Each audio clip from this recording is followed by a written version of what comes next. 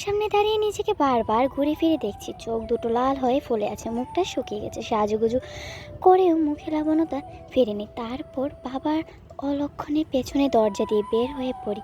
অবশ্য মা আর ছোটো ফুপি দেখছে, কিন্তু ওরা কিছু বলেনি। ওরা জানে আমি ওদের অসম্মান হোক এমন কিছুই করব না। পরিবারের কেউ অতীতে ভুল করলে সেই ভুলের মাসুল বর্তমানে কাউকে না কাউকে দিতে হয়, আর সেই বর্তমান হলাম আমি।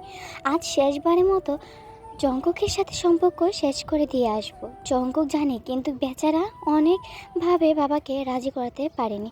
এই মানুষটাকে হয়তো আর কখনোই দেখব না, তাই আজকে শেষ দেখা দেখে আসবো। আমার ছোট ফুপি ভুল বয়সে ভুল মানুষকে ভালোবেসে বাড়ি থেকে পালিয়ে যায়, কিন্তু তার কয়েক মাস পর ফুপি বিচস্ত অবস্থায় বাড়ি ফিরে আসে। ফুপি গায়ে মায়ের দাগ, ফুপি মাতাল অবস্থায়, আর ফুপা মাতাল হয়ে ফুপিকে মারধর করত।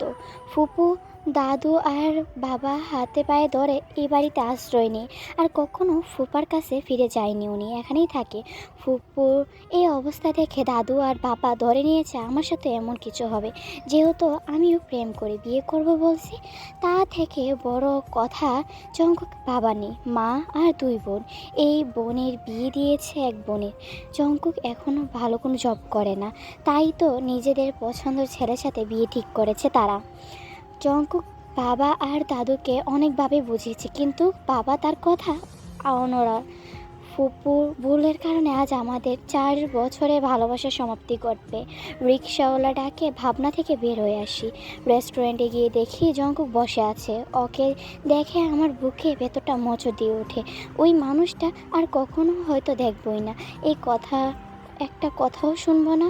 ভুবন ভোলানো হাসি আর কখনোই দেখবো না। কলিজা বলে ডাক্তার শুনবো না। চোখে কোণে পানি চলে আসে। নিজেকে সামলিয়ে নিই, এই সময় দুর্বল হওয়া যাবে না।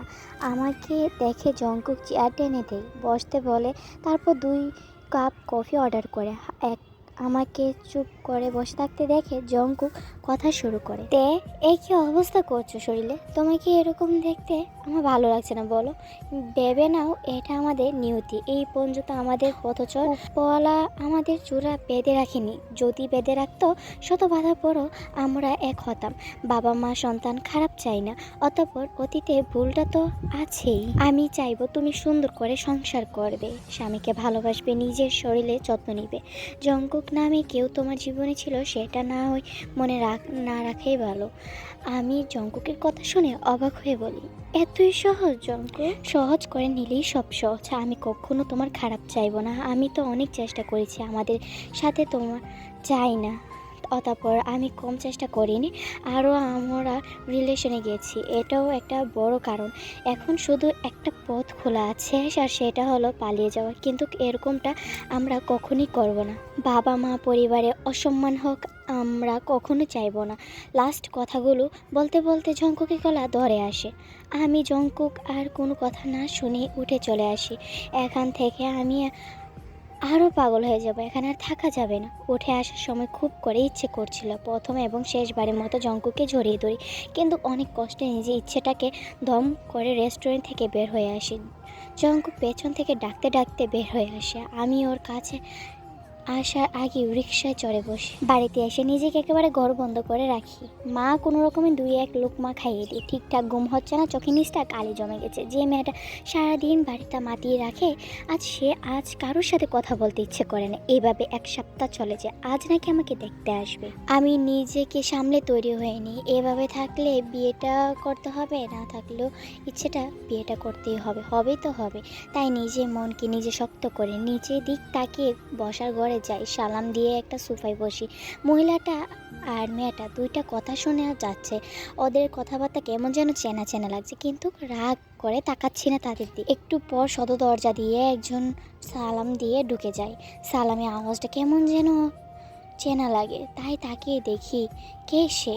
এটা তো জঙ্কুক। জঙ্কুককে দেখে সামনে দিক তাকিয়ে এতক্ষণে জঙ্কুক মা বোন আমার সামনে কথা বলছিল, তাই তো বলি কণ্ঠটা কেন চেনা চেনা লাগছে। আমি অবাক হয়ে হুশি স্ট্রং মিশ্রণ বাবার দিক তাকিয়ে দেখি বাবা আর দাদু হাসছে। বাবা আমার মাথায় হাত বুলিয়ে বলে, সব বাবারা মেয়েদের কাছে সুপার হিরো। আমি আমার মেয়ের কাছে সুপার হিরো ছিলাম, কিন্তু ইদানিং আমার মেয়েটা আমাকে ভিলেন ভাবতে শুরু করছে। আমি বাবা হয়ে কি করে সহ্য করবো বল? তাই জঙ্কুকের ব্যাপারটা আরও খোঁজ খবর নিলাম। ছেলেটা আবারও আমার কাছে এসে খুব করে তোকে চাইলো। ও চাওয়াতে আমি কি যে পেলাম, আমি কিছুতেই না করতে পারিনি। শেষে নয় আমার মেয়েটা অসুখী হয়, তাই তো আজ ওদের এখানে আসতে বলছি। আমার শুধু একটাই চাওয়া, তুই সুখী হও। আমি খুশিতে আত্মহারা হয়ে বাবাকে জড়িয়ে ধরে কান্না করতে থাকি। জঙ্কুক ঠিক বলেছে, উপরওয়ালা জোড়া বেঁধে রাখলে কারো ক্ষমতা নেই সেই জোড়া ভাঙার, যদিও সম্পর্কের বাঁধনটা মজবুত থাকে।